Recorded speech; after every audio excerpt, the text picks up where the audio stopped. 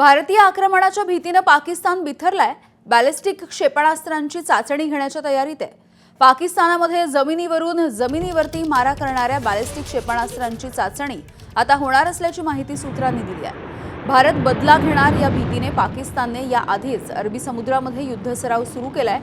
याशिवाय नियंत्रण रेषेवरती सुद्धा पाकच्या कुरापती सुरू आहेत। सातत्याने शस्त्रसंधीचं उल्लंघन केलं जात आहे। यामध्येच आता बॅलिस्टिक क्षेपणास्त्रांची चाचणी करून भारताला चिथावणी देण्याचा पाकिस्तानचा निष्फळ प्रयत्न सुरू आहे।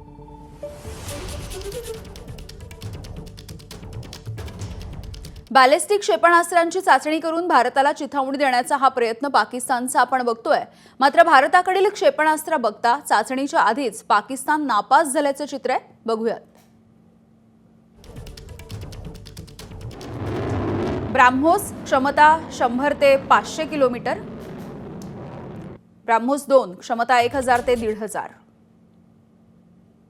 अग्नि 1 क्षमता 700 किलोमीटर, अग्नि 2 क्षमता 2000 किलोमीटर, अग्नि 3 क्षमता आहे 3000 किलोमीटर, अग्नि 4 4000 किलोमीटरची क्षमता आहे, अग्नि 5 5000 किलोमीटर, K100 याची क्षमता आहे 400 किलोमीटर,